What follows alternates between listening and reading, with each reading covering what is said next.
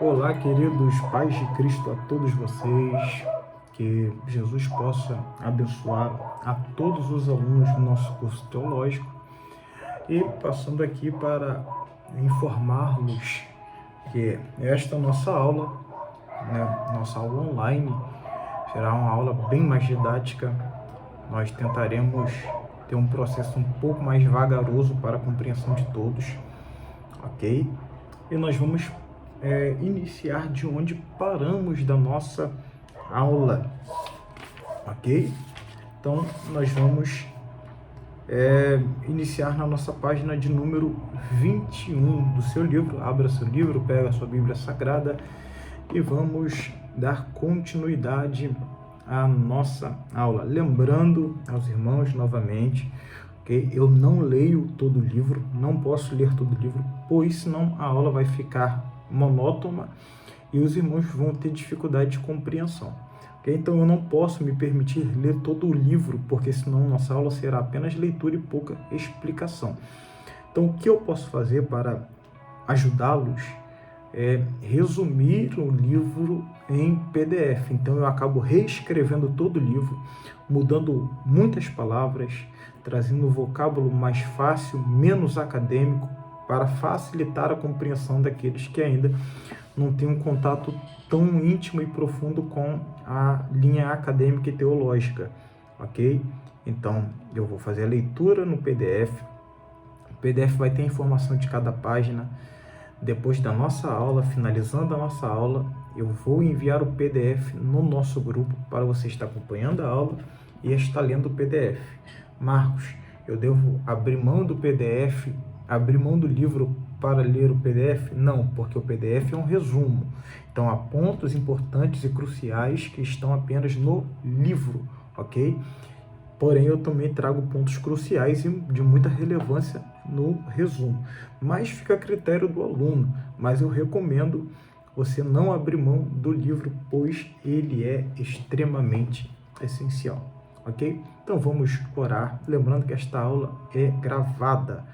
Ok? Qualquer tipo de dúvida pode mandar mensagem no privado que estaremos aptos a responder a todos e será uma honra poder ajudá-los. Oremos ao Senhor. Bendito Deus e eterno Pai, quero te glorificar, te exaltar por esta oportunidade. Ó Senhor, nós estamos iniciando mais uma aula.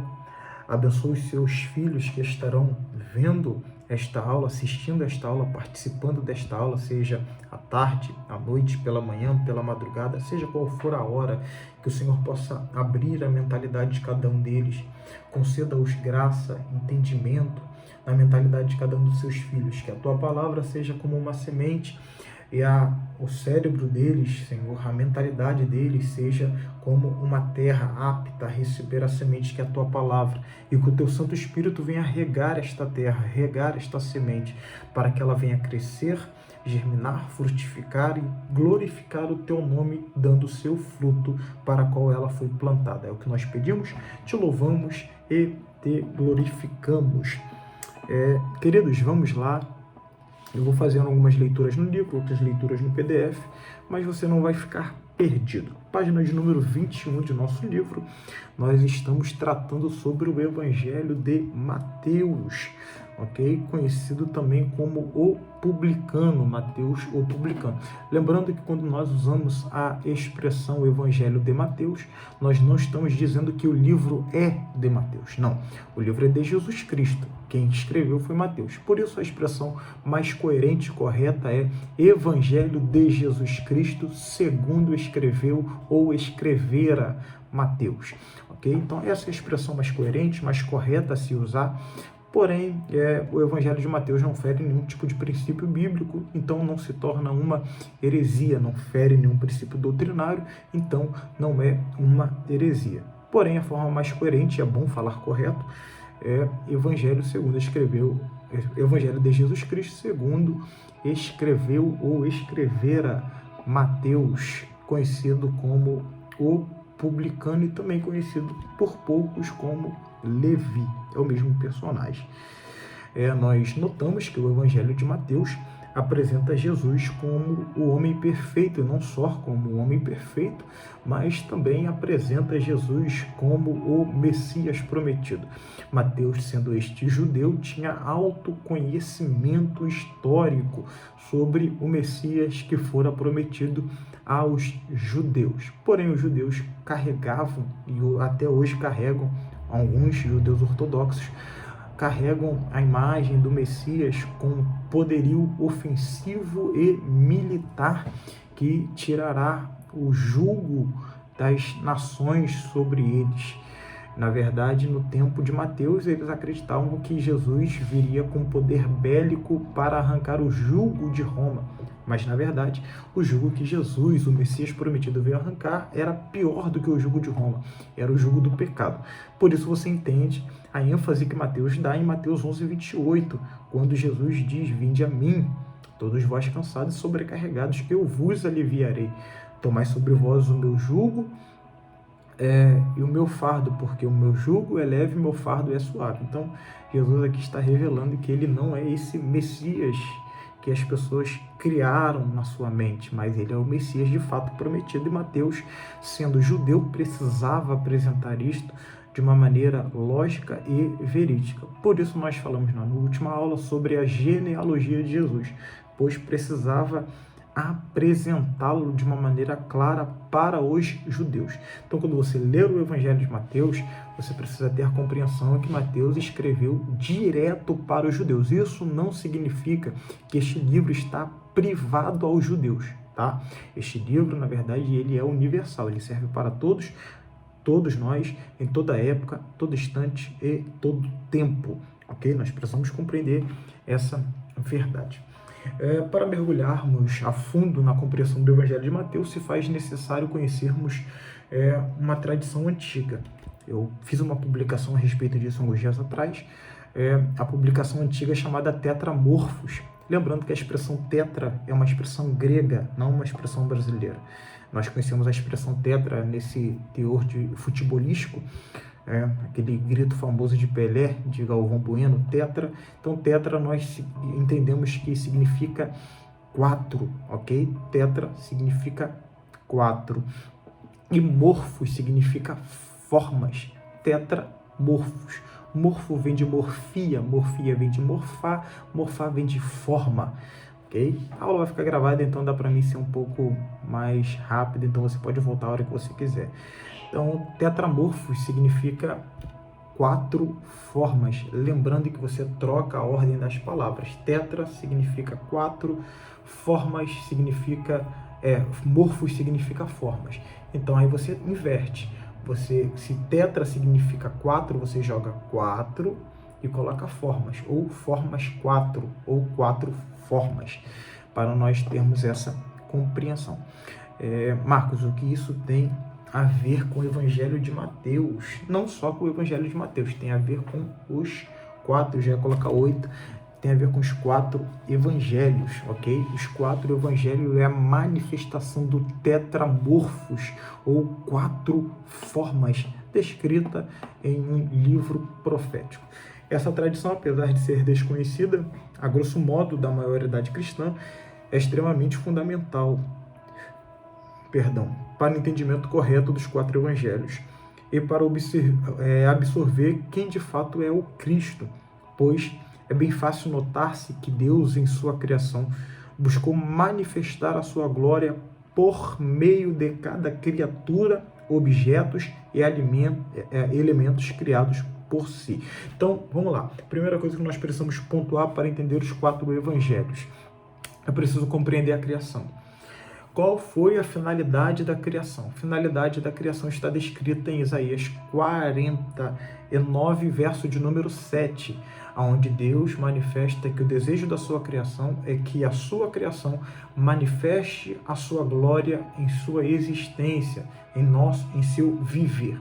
Então, se nós somos uma criação divina, nós precisamos manifestar uma glória para este Criador.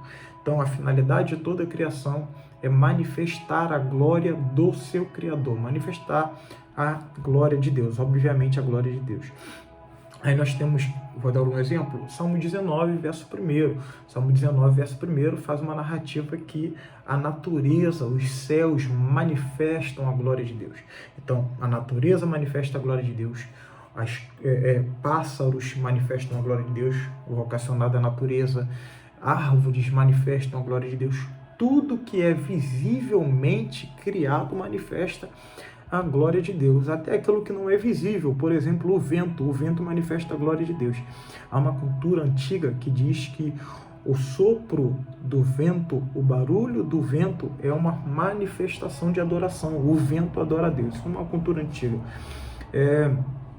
Aí, como nós descrevemos, Isaías 43:7 faz essa manifestação, essa alusão que nós fomos criados para manifestar a glória de Deus. Então, nós precisamos compreender este ponto para entendermos melhor os 4 evangelhos. Então, tudo que foi criado para manifestar a glória de Deus.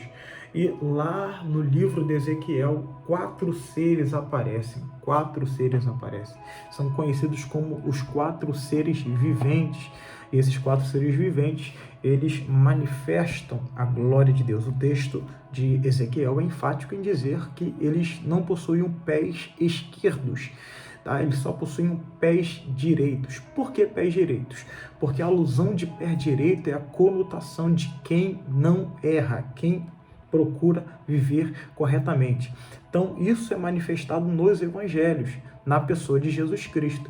Jesus Cristo, ele é a manifestação dos 4 seres viventes nos 4 evangelhos. Aí entra a teoria, não só a teoria, a cultura do tetramorfos, 4 formas.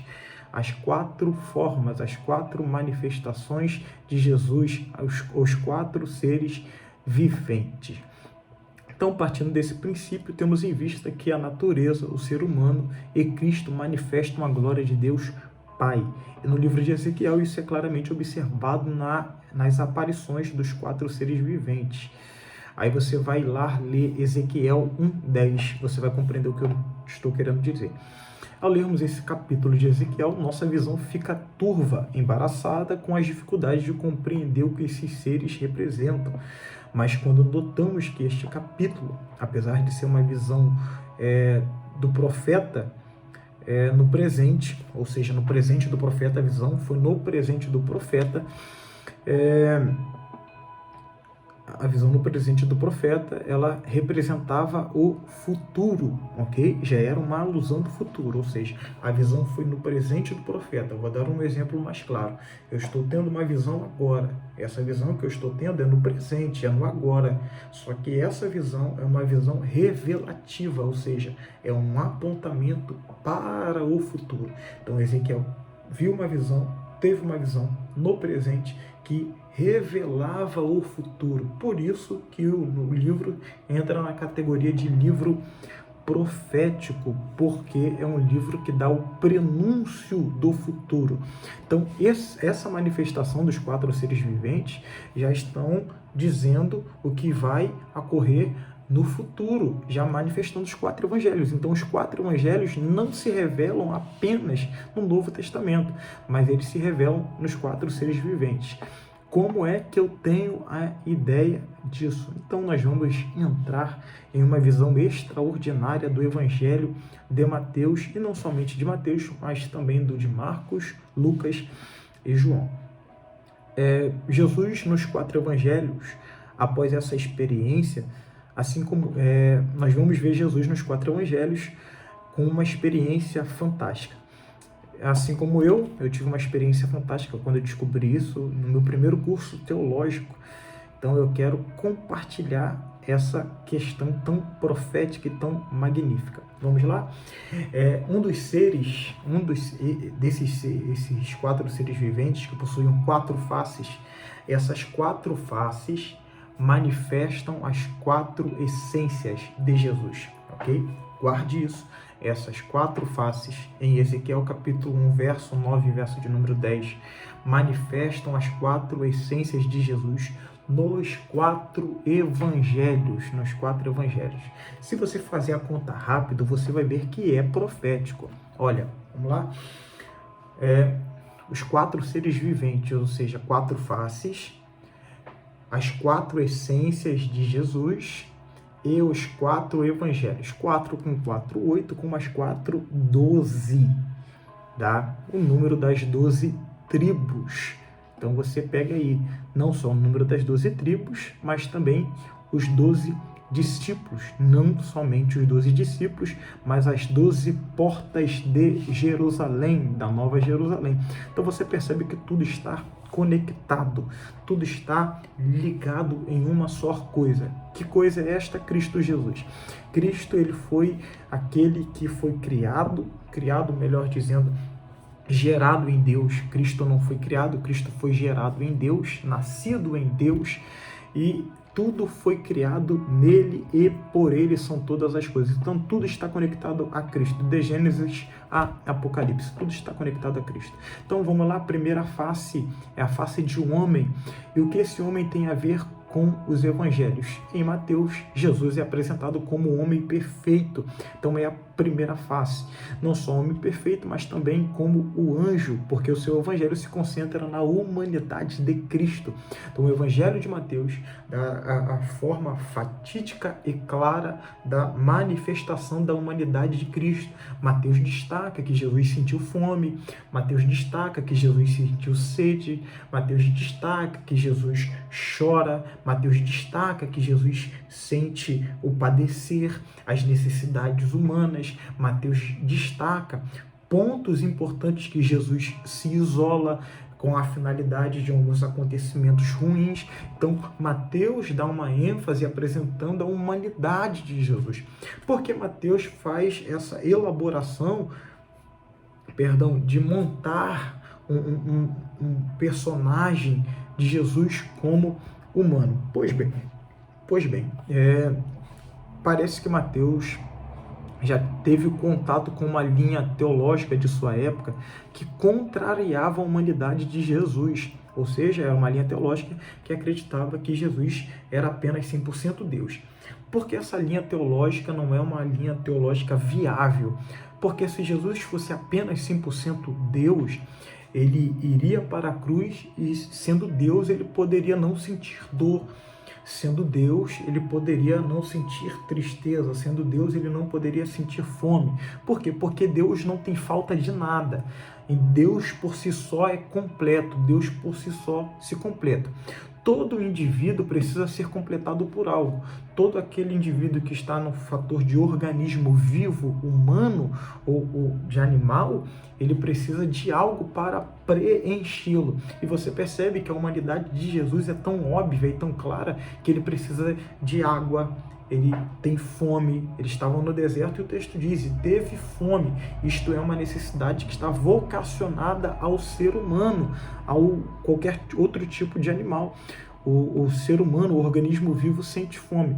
Então Jesus, de fato, ele veio como homem, ele se manifestou como homem. Filipenses descreve que ele esvaziou da sua glória e não tomou-se usurpação de ser igual a Deus, antes esvaziou de si mesmo. Então, de fato, Jesus se esvaziou para caminhar entre nós e como nós. Então, este é o destaque de Mateus. Mateus defende essa ideia que Jesus ele veio se manifestar como o homem ideal, o homem perfeito, o homem de padrão ético, moral, psicológico, emocional e espiritual perfeito. Então, Jesus como homem é o padrão correto da vida. Aproveito para fazer algumas recomendações, se vocês querem entender um pouco melhor, com um auxílio de algum livro, para compreender melhor Jesus, a humanidade de Jesus. Pesquisem pelos livros O Homem Mais Feliz da História, O Homem Mais Inteligente da História.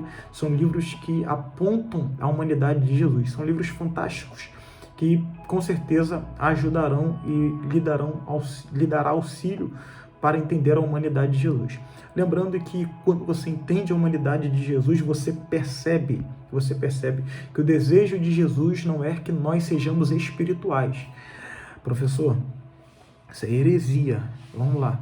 Porque o desejo de Jesus não é que sejamos espirituais. Primariamente, o desejo de Jesus é que nós sejamos humanos. Por quê? Porque quanto mais eu entendo que eu sou humano, mais eu entendo a espiritualidade. Por isso que Jesus se fez humano. Jesus se fez humano para cumprir um propósito divino. E nós queremos ser espirituais para cumprir um propósito divino. Na verdade, é o inverso. Eu preciso entender o quão humano eu sou para cumprir um propósito divino. Quando eu entendo isso, eu entro dentro do propósito de Cristo. Eu entro dentro do propósito divino. Então, a condição de ser espiritual é entender o quanto ser humano você é. Mateus apresenta uma narrativa sobre a genealogia de Jesus, apontando para a sua humanidade. Sim, Jesus era humano, como nós, dotado das mesmas provações, privações do corpo humano. E Marcos, vamos lá, se em Mateus Jesus é apresentado como um homem ideal, a face do homem, ali dos 4 seres viventes, das 4 faces. Em Marcos, Jesus é apresentado como o quê? Marcos está relacionado ao leão, porque o seu evangelho enfatiza a majestade de Cristo e a sua dignidade real. Assim como o leão, tradicionalmente, culturalmente, é considerado o rei dos animais, no evangelho de Marcos, ele apresenta essa majestade de Jesus, ao ponto disso ser manifestado também no percurso de João Batista. João Batista é a voz, é o rugido do que clama. Lembrando, tá? João Batista, ele não é a voz que clama, ele não é o rugido que clama, ele não é o rugido que ruge, ele não é a voz que grita, ele é a voz do que clama, tá? É um erro, pode ser considerado gravíssimo, porque eu arranco a majestade de Jesus. A majestade aqui não é de João Batista, a majestade é do, tá? Então, João Batista, ele é a voz do que clama, tá? João Batista, ele não tem nenhuma majestade em si. A majestade toda está pautada em Cristo. Por isso, Marcos apresenta Cristo como o leão. O Evangelho de Marcos começa com a voz profética de João Batista clamando no deserto, como um rugido de um leão, ok? Então, Jesus é o leão e João Batista é a voz, é o rugido desse leão, é o prenúncio que o leão está chegando. Aí você entende porque Jesus é chamado de leão da tribo de Judá. Vamos lá. Lucas está associado à face de touro. Em outras traduções não está a expressão touro. Lá em Ezequiel 1, 9 e verso de número 10 está a expressão bezerro, ok? Lucas está associado, o evangelho de Lucas está associado ao touro ou ao bezerro, porque o evangelho se concentra no caráter sacrificial de Cristo, da morte de Cristo. Porque essa caracterização do caráter crucificial de Cristo. Por quê? Porque todo sacrifício era necessário uma servidão. Então o animal ele era proposto a uma servidão. E o bezerro, o touro, ele é culturalmente usado para servir ao ser humano. Por exemplo, em outros lugares aí você vê que o touro é usado para puxar carroças.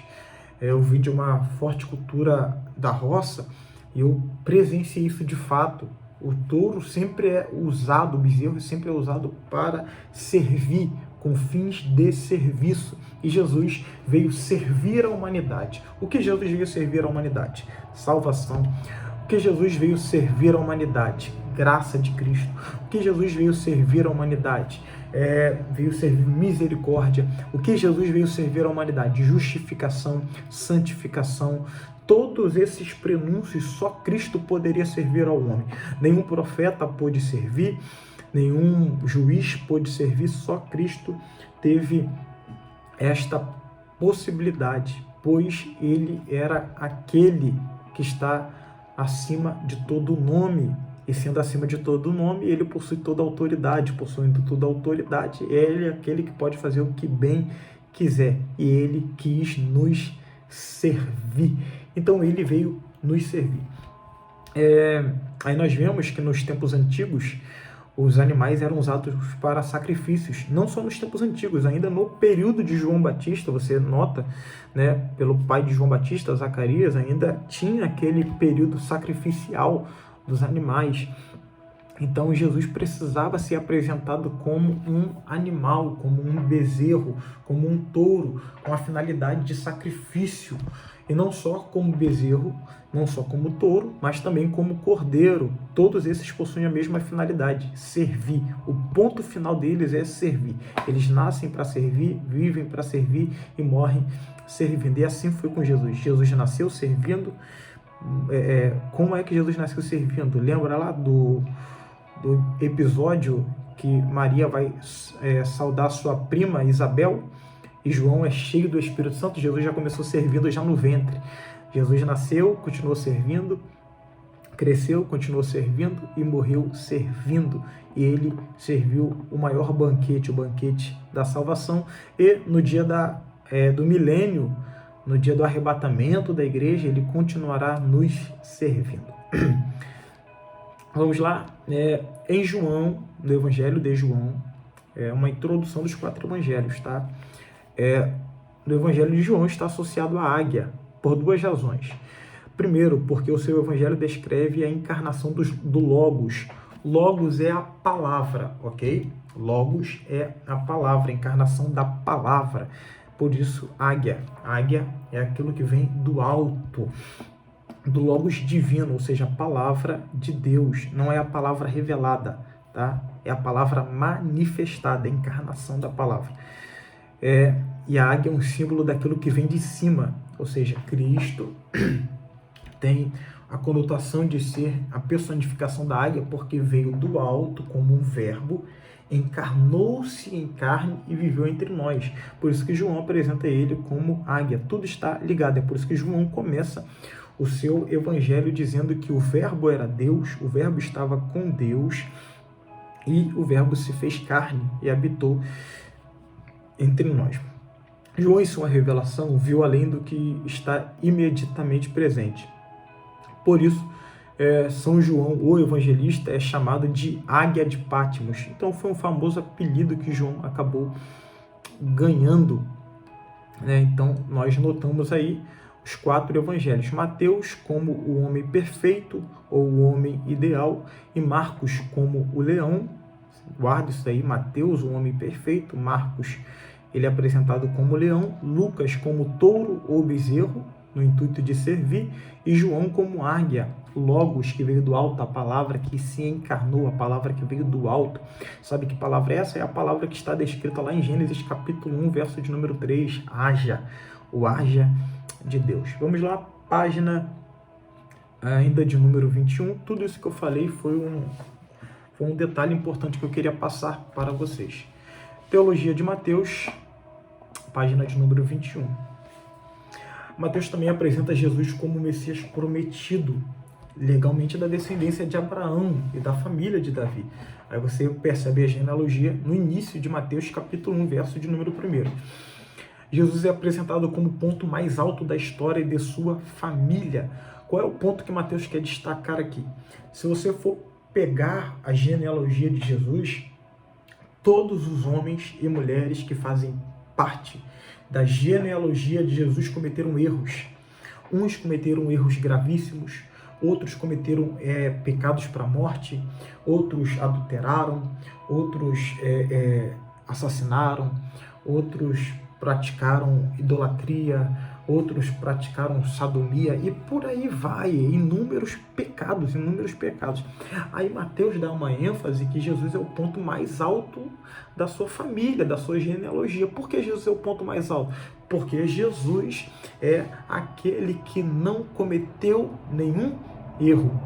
E para que o Messias cumprisse o seu propósito, ele precisava passar por tudo aquilo, tá? Todos os tipos de privação que a sua genealogia passou, mas ele não poderia errar em nada, porque o cordeiro, o sacrifício, deveria ser imaculado, sem mancha. E para ser o homem ideal, eu não conheço nenhum homem ideal além de Cristo. Cristo é o padrão ideal. E para ser o homem ideal, o padrão ideal para uma sociedade, precisava não cometer nenhum erro. Então nós vemos que Jesus é apresentado como o ponto mais alto da sua família. Nós podemos fazer vários contrastes. Contraste de Jesus com Davi, Jesus com Adão, vários contrastes. A Bíblia mesmo faz esses contrastes inúmeras vezes, apresentando que Jesus é o perfeito. Jesus é a perfeição encarnada.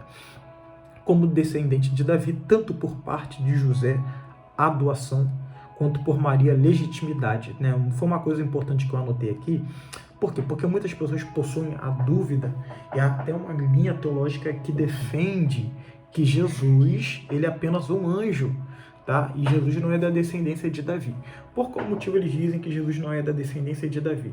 Porque José não é pai de Jesus de forma sanguínea. Mas vamos lá.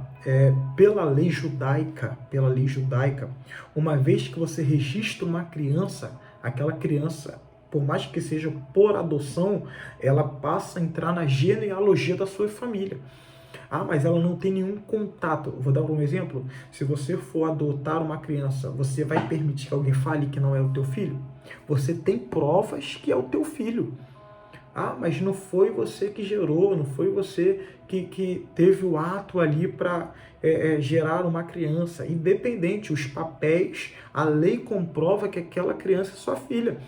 Você não pode, se você deixar ela em qualquer outro lugar, ela não vai procurar o pai biológico, ela vai procurar o pai adotivo, porque o direito é do pai que adotou. Então, sim, pela lei, José é pai de Jesus, e Jesus obrigatoriamente já entrava na genealogia de Judá, de Davi, ok? Todavia, se você achar que é mais difícil aceitar essa ideia teológica, não tem nenhum problema, porque Maria também faz parte da linha de Judá, tá? Maria veio da linha judaica. Judaica vem de Judá. Então Maria vem da mesma tribo de Judá, da onde viria o Messias.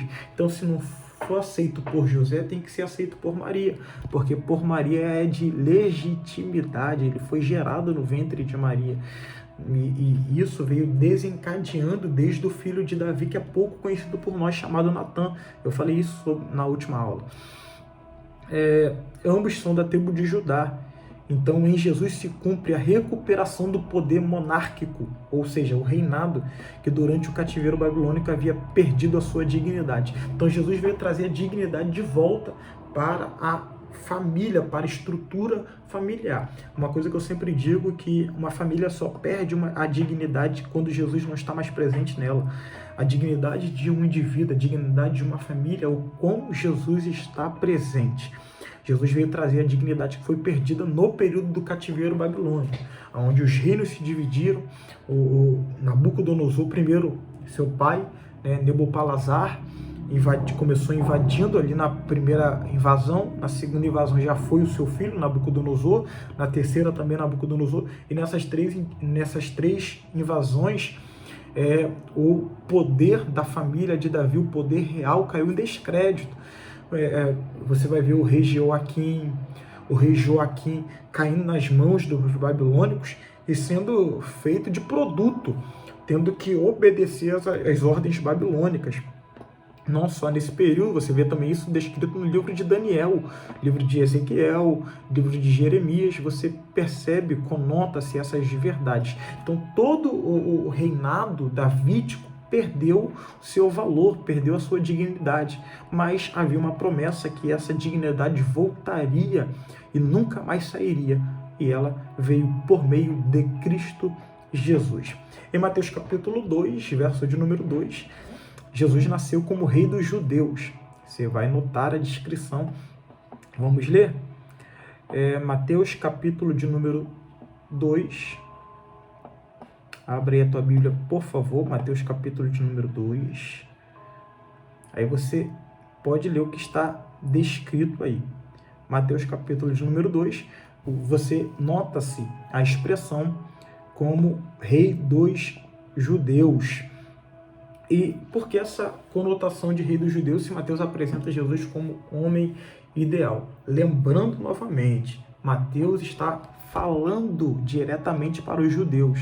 E os judeus não aceitariam o Messias que não viesse de uma linha real, ok? Então tinha uma necessidade de vir de uma linha real.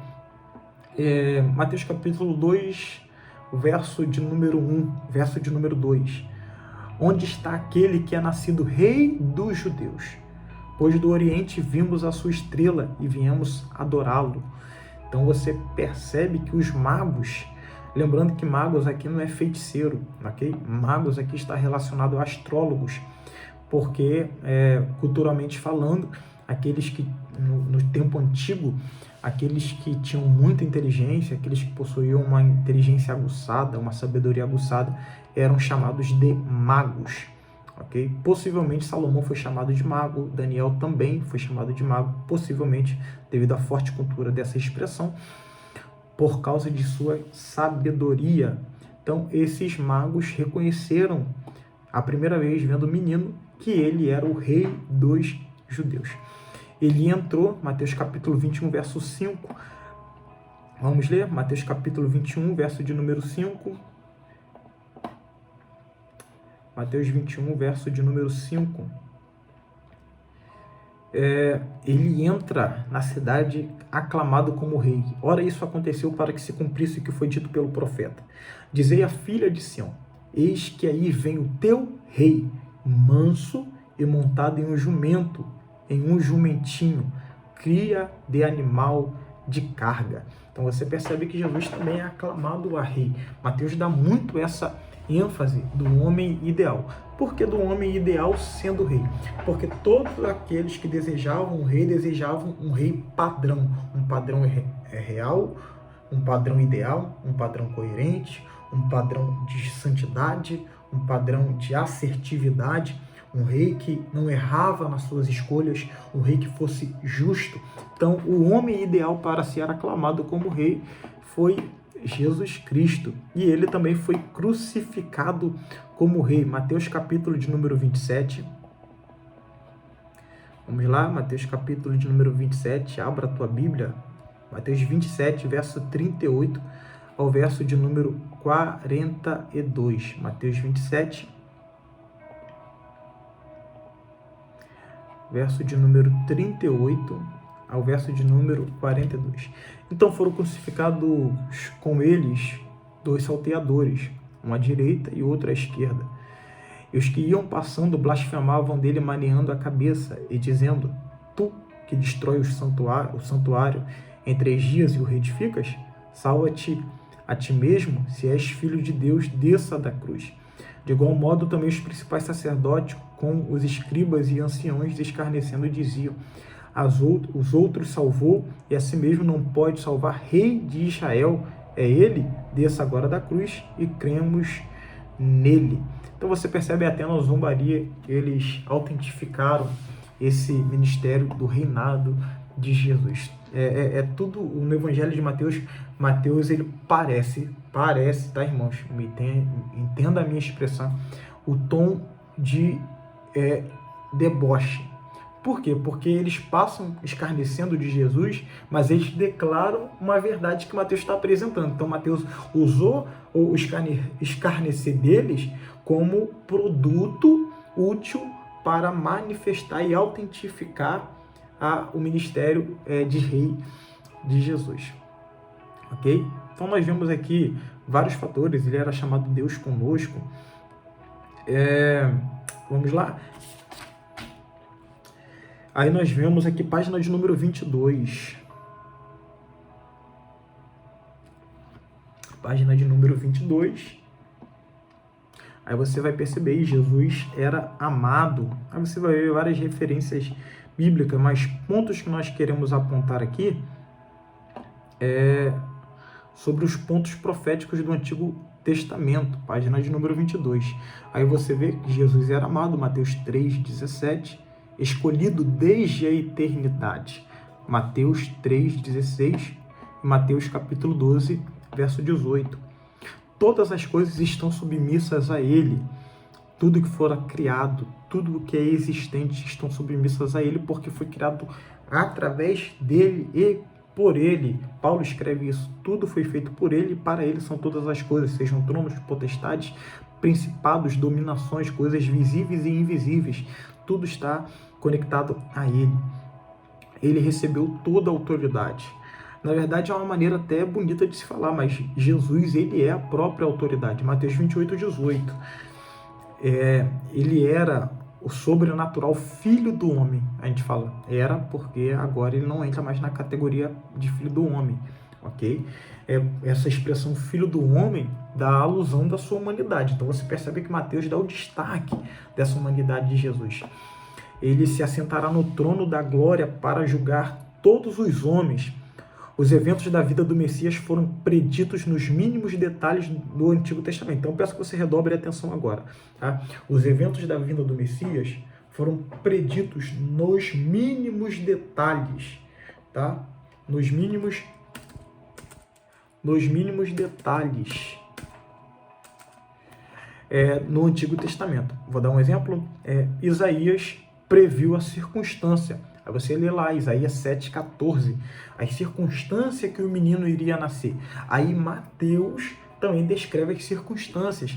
Mateus capítulo 1, verso de número 22 e 23. Miqueias previu, o profeta Miqueias, profeta menor, previu o local do seu nascimento. Miqueias capítulo 5, verso de número 2. Mateus capítulo 2, verso de número 5, também prevê, destaca, melhor dizendo, o local de nascimento de Jesus. Oséias, profeta Oséias, previu a fuga para o Egito. Oséias capítulo 11, verso de número 1. E Mateus registra também isso. Então Mateus está muito conectado com o Antigo Testamento. Mateus vem dando a ênfase que cada palavra dita pelos profetas não caiu por terra. E Mateus, dentre os evangelhos, é o que mais destaca o Antigo Testamento, porque Mateus ele conhecia muito bem a lei, a Torá, no caso, o livro dos profetas maiores, menores, os livros proféticos, os livros históricos, tudo isso Mateus tinha um conhecimento por ser um judeu raiz, essa é a expressão mais coerente. Até a cidade de Nazaré, que possuía péssima fama, foi profetizada. Isaías capítulo 11, verso de número 1. Aí Mateus dá o destaque de Nazaré, dos poucos que dá o destaque para Nazaré. No Novo Testamento é Mateus. Apesar do texto de Isaías não falar diretamente de Nazaré, os judeus entendiam que se trata desta cidade, por ser ela descendente de Davi. Nazaré, também conhecida como Netzer, no hebraico, tá? Netzer, no hebraico, que significa o ramo, devido à quantidade de árvores que ali cresciam. A propósito, a palavra ramo, ou renovo, indicando a brotação do ramo, aparece 23 vezes no texto hebraico do Antigo Testamento. E esta palavra significa no hebraico zemak, que aparece 12 vezes no Novo Testamento. Aí você vai perceber que essa expressão renovo, o ramo, o renovo, está apontando para Cristo. Lembra lá que está escrito em Isaías, vamos ler? Está escrito em Isaías, vamos ler, Isaías 53, abra aí por favor, Isaías 53, olha como está conectado o ramo, o renovo. Lembra quando Natanael tem um contato com André, e eles têm um contato incrível, que André chama Natanael para ver Jesus, e Natanael descobre que Jesus veio de Nazaré, e ele fica de sarcasmo. Por quê? Porque Nazaré não possui uma boa fama. Mas Isaías 53 já fazia a narrativa disso. Quem deu crédito à nossa pregação? Quem manifestou o braço do Senhor? Pois foi crescendo como renovo. E essa expressão renovo está conotada como ramo. Ok? Então, Jesus é o renovo, Jesus é o ramo que aparece no Novo Testamento, mas já é predito lá em Isaías 53. E muitas outras referências nós temos da biografia do Messias prometido no Antigo Testamento, que fora dita pelos grandes profetas. O ministério de cura é apresentado em Mateus está em alta consonância com o livro de Isaías. Por exemplo, Isaías 53:4 faz a narrativa das enfermidades. Ele levou sobre si as nossas enfermidades. E essa expressão enfermidades, às vezes as pessoas interpretam de uma maneira muito incorreta, porque a pessoa diz assim: se Jesus levou sobre si todas as nossas enfermidades, por que eu fico doente? Aí eu te faço uma pergunta: deixamos de pecar? Deixamos de errar? Não deixamos.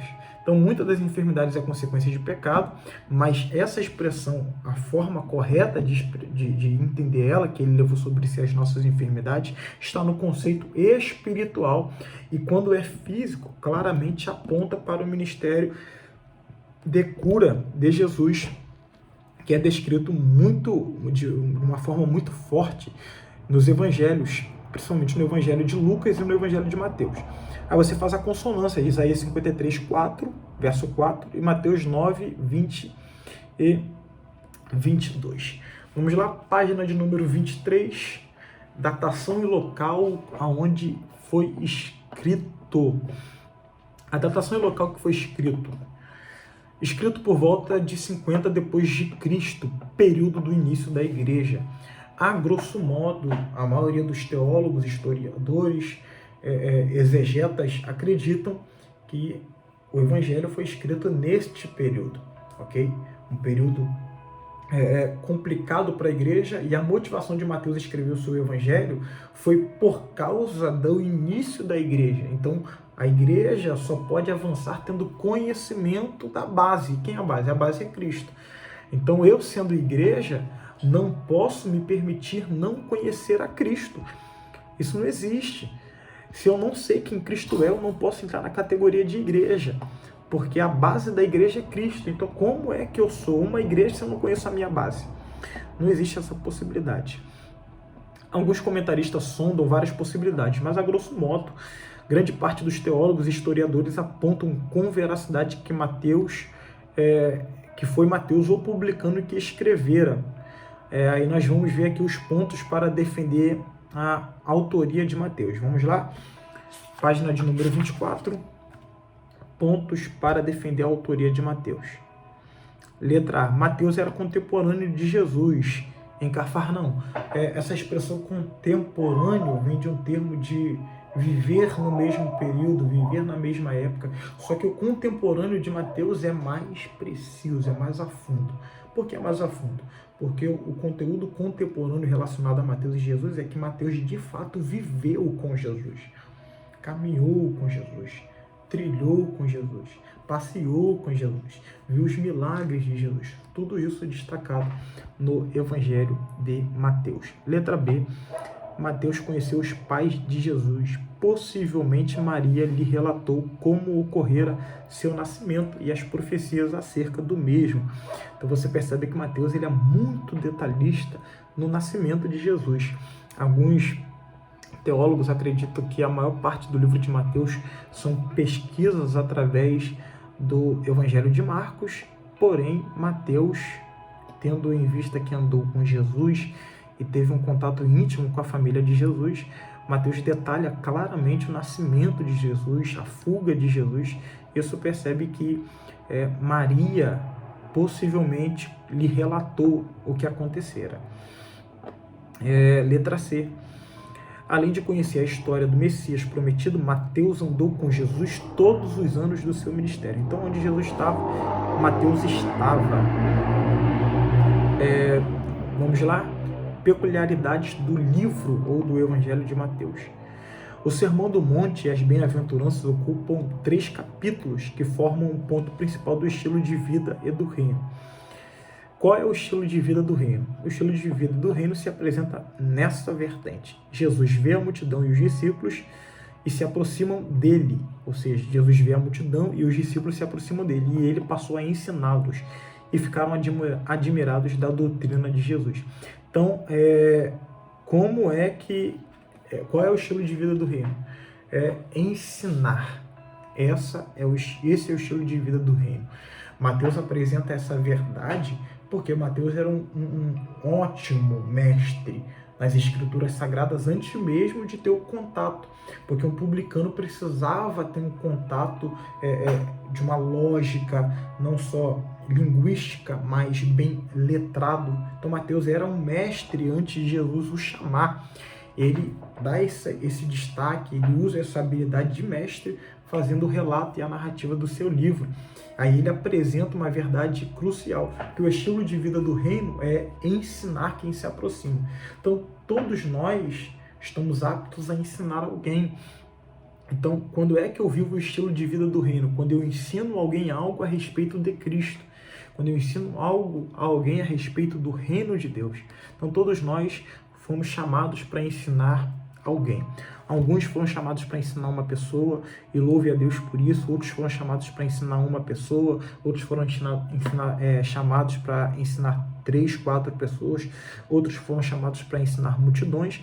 E você deve louvar a Deus, independente de quantidade de pessoas que você foi chamado para ensinar. Porque só por ter sido chamado, você deve louvar a Deus.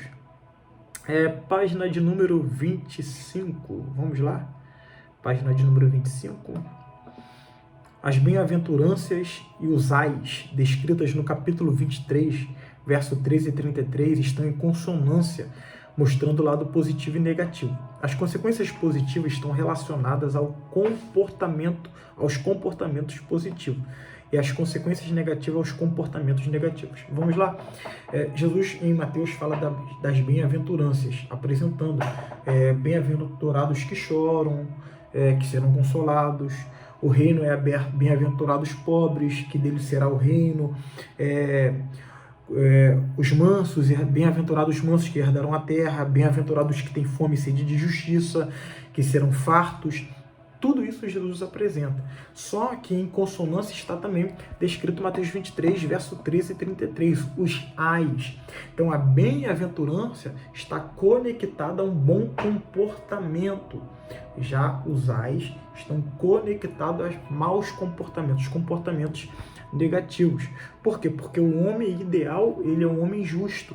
Por isso que Jesus começa apresentando as bem-aventuranças, e ao finalizar o Evangelho de Mateus, Mateus apresenta Jesus dando os ais. Que ais são esses? São as justiças de Deus sendo manifestadas. Porque o homem ideal não pode ser injusto. Por isso Mateus destaca. Se Mateus finaliza o seu Evangelho apenas falando das bem-aventuranças, Jesus sairia do papel do homem ideal, porque o homem ideal é justo, ele deve apresentar tanto o lado positivo dos bons comportamentos, quanto as consequências negativas dos maus comportamentos. Ok? Vamos lá. Vamos agora para a página de número 26. 4 eventos ligados à infância de Jesus. 4 eventos ligados à infância de Jesus. Esses acontecimentos são registrados unicamente por Mateus. Então, cada acontecimento que nós vamos narrar aqui, apenas Mateus descreve isso. E quando não é só ele que descreve, mas boa parte que só ele que descreve, quando algum outro escritor descreve, não consegue descrever com a riqueza de detalhes que Mateus descreve. E olha que Mateus não é o escritor mais detalhista dos 4 evangelhos. Aí nós vemos aqui, primeiro destaque que Mateus dá, a visita dos sábios ou dos magos do Oriente. Mateus capítulo 2, verso de número 1 ao verso de número 15. Número 2, o massacre em Belém, o massacre das crianças. Capítulo 2, verso 16 e 18. A fuga para o Egito. Lembra que eu disse que esses pontos detalhistas que Mateus tem só pode ter sido fornecido por Maria, ou o próprio Jesus contara para Mateus. Mas como Maria sempre estava próxima ali, Jesus sempre estava em atividade ministerial, possivelmente foi Maria que deu essas narrativas. Ok? Isso não é uma conclusão, é apenas uma grande possibilidade que boa parte da linha teológica acredita. Número 4, o retorno para Nazaré, capítulo 2, verso 23 de Mateus.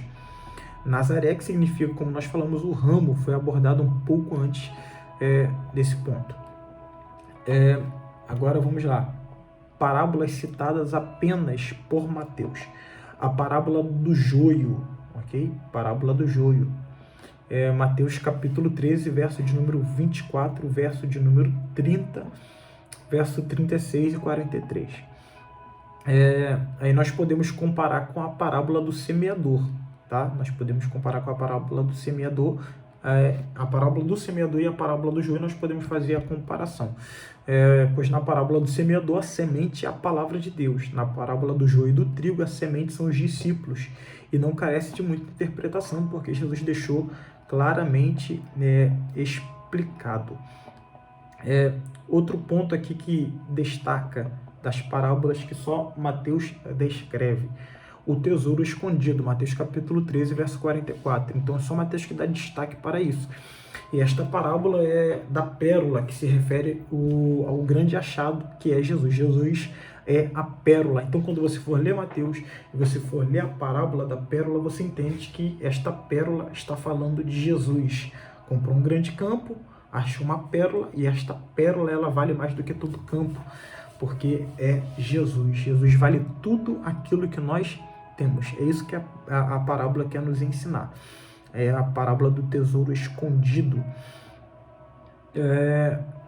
Terceiro ponto, número 3, a parábola número 4, a parábola da rede. Esta parábola tem a ver com o juízo final, quando os anjos separarão os maus dentre os justos. Aí vem a categoria do homem ideal que eu falei. Tem que separar, porque foge da justiça divina alguém viver uma vida renunciando, uma vida de santidade, uma vida de dedicação a Deus, e ela é salva, uma pessoa que não viveu dessa maneira ser salva, não entra nos parâmetros de Deus. Mas Marcos, o ladrão ali da cruz foi perdoado no último momento. Mas lembra que eu disse que a crucificação durava em torno de 9 horas? Era muito tempo para se arrepender. 9 horas é muito tempo para se arrepender. Ninguém se arrepende numa batida de carro, não dá tempo. Se você morrer na hora, não dá tempo de se arrepender. Dificilmente, porque o arrependimento verdadeiro leva mudança de mente. A mente para mudar leva algumas horas.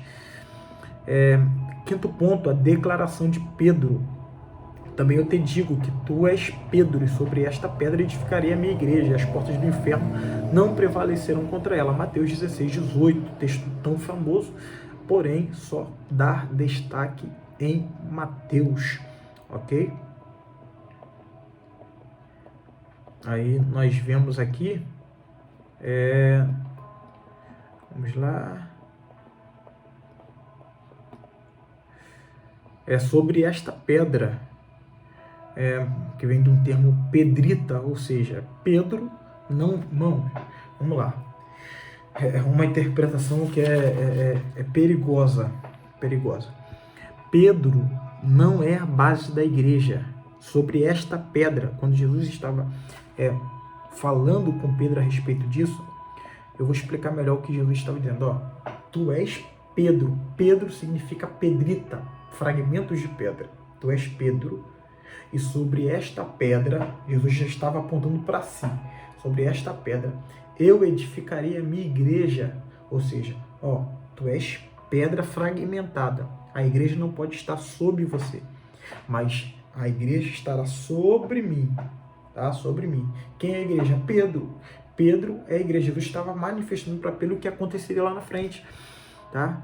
Tu és Pedro, tu és igreja, mas eu sou a pedra. Eu sou a pedra, a base que sustenta a igreja.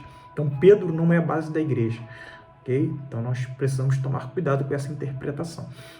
Número 6, parábola do credor incompassivo. Mateus 18, 23, 35. Jesus contou esta parábola para responder aos discípulos a pergunta que eles fizeram sobre o perdão, no texto em que Lucas fala do perdão, descrito em Lucas 17, 3 e 4.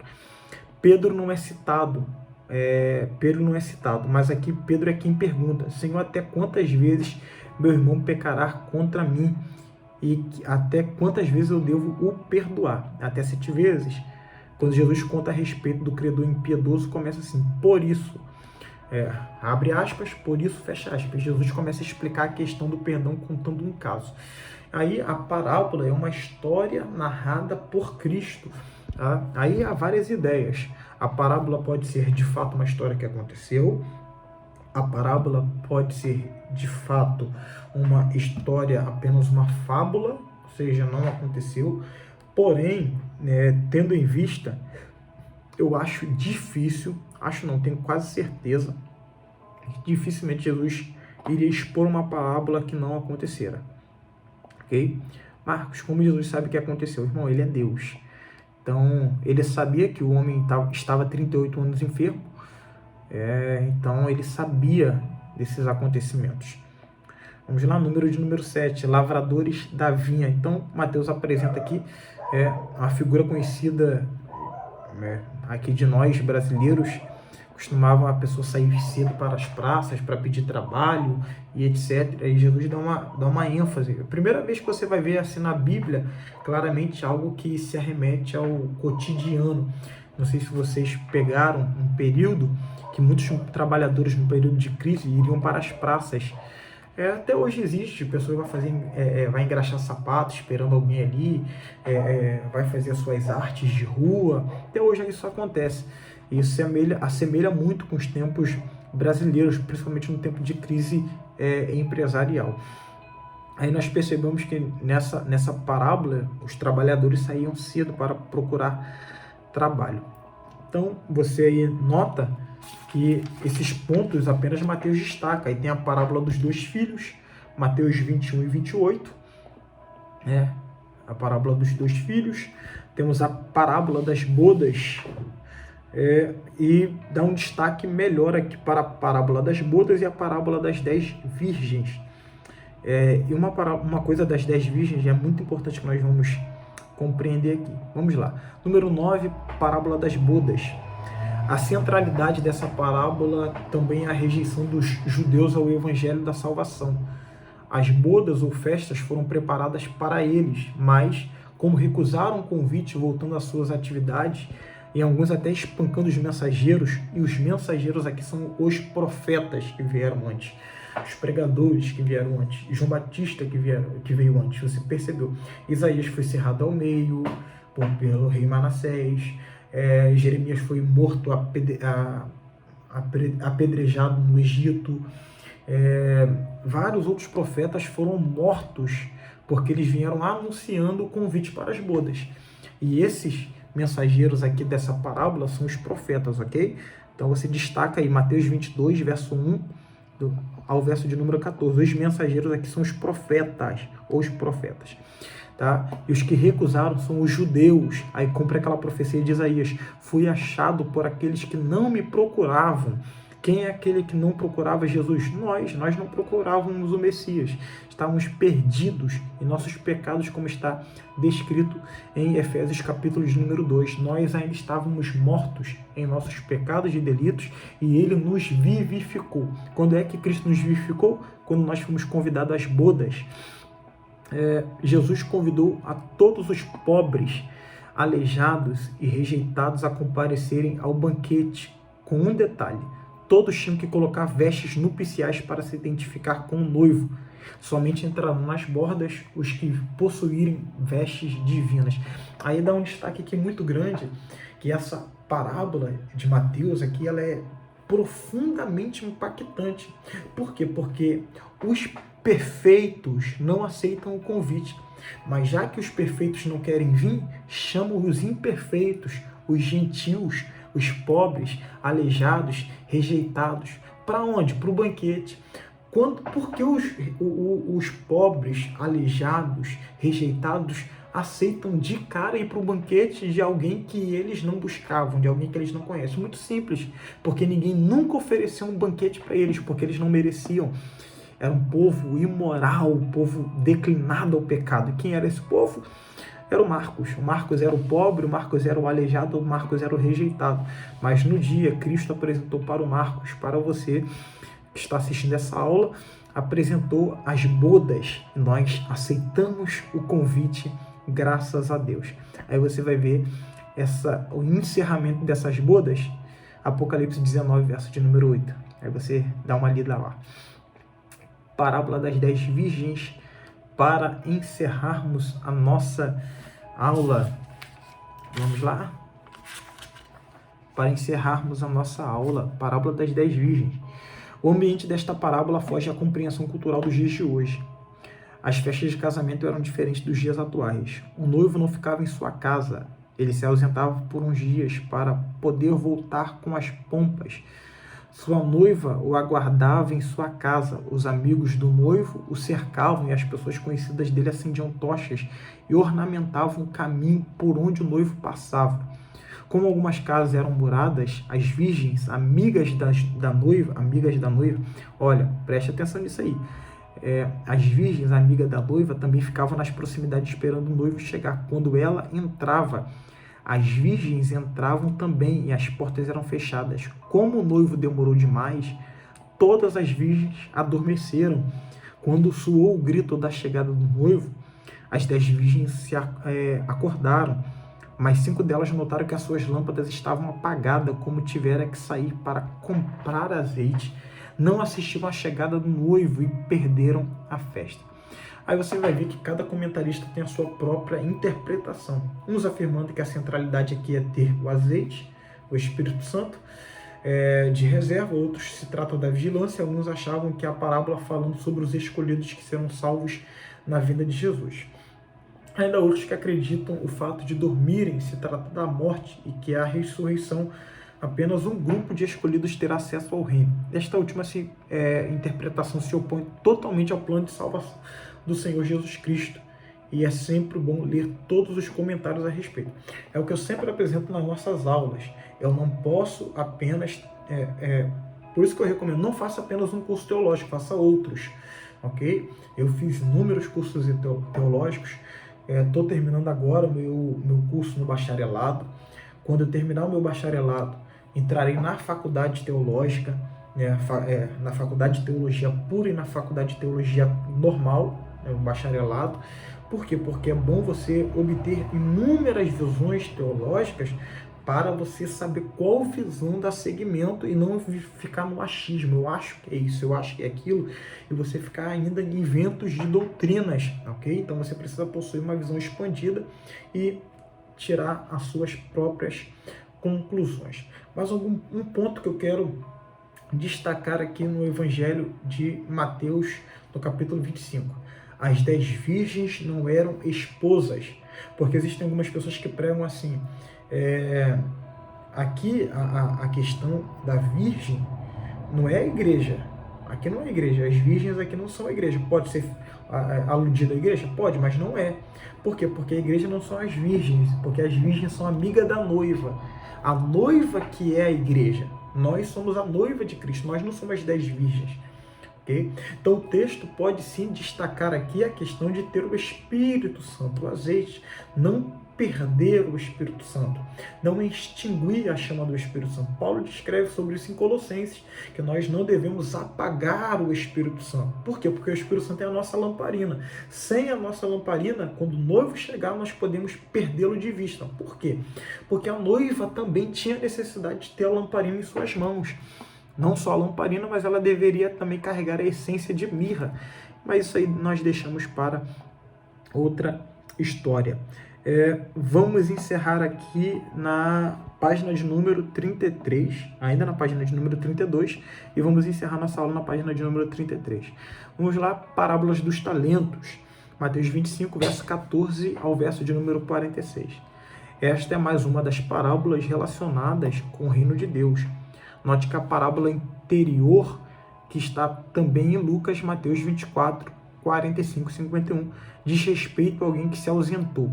Na parábola dos talentos, o reino será como um homem que, ausentando-se, olha só, destaque isso daqui, um homem que, ausentando-se do país, esse homem ausentando-se do país, este homem é Cristo, ausentando, ou seja, Cristo subindo para a glória, chamou seus servos antes de se ausentar, chamou seus servos e lhe confiou seus bens. Que bens Cristo nos confiou? Esses servos somos nós. foram os discípulos, os apóstolos, os pais da igreja primitiva, e somos nós atualmente. E que bens Cristo nos confiou? Vamos lá. Os bens que Cristo nos confiou foram o Evangelho, as boas novas, a palavra de salvação. Nós temos oportunidade de pregar o Evangelho. Quando nós não pregamos, nós estamos dizendo que esses bens não valeram de nada. Porque tudo aquilo que é bom eu quero apresentar para alguém. E quando eu não apresento, eu estou dizendo que não é bom o suficiente. Então eu preciso compreender este ponto de destaque. Jesus é o homem que se ausentou. O país aqui está relacionado aqui à forma terrena. Os seus servos está relacionado a nós. Então, quando você lê a parábola dos talentos, você tem que refletir qual é o tipo de talento que Cristo lhe confiou que você não está exercendo. E tem que tomar cuidado com isso, porque isto vai contar muito alto no dia da salvação, tá? Muito alto.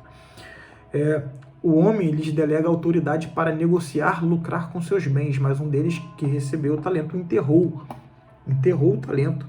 Isso é perigosíssimo. A parábola indica que haverá um longo tempo até que o Senhor volte, ou seja, haverá oportunidade de fazer lucrar, dobrar o seu talento. Marcos, como assim eu posso dobrar o que eu recebi de Deus? Quantas almas você já ganhou?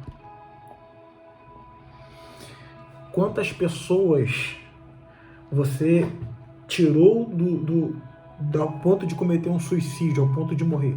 Isso são formas de servir. O que Cristo lhe capacitou, você precisa colocar em uso para glorificar o nome dele, tá? O seu nome nunca pode ser glorificado.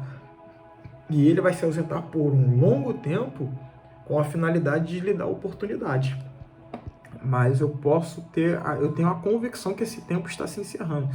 Então, a hora de iniciarmos, de começarmos, já passou da hora, na verdade, de exercermos e funcionarmos dentro dos dons que nos foram confiados, dos talentos que nos foram confiados, é agora. Então, pegue a pá, desenterre seu talento e siga para o propósito que Cristo lhe ordenara. Letra C, 2 milagres, os cegos de Jericó e a moeda na boca do peixe.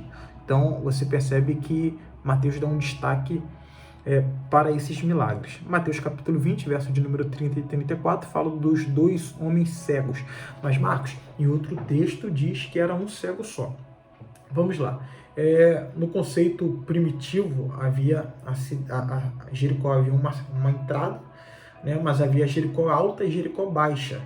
Então, como era de costume ter cegos na beira do caminho ou na entrada da cidade, principalmente quando era uma cidade que tinha uma entrada só, quando tinha uma entrada e uma saída, ficava coxos numa entrada, cegos numa saída e por aí consecutivamente.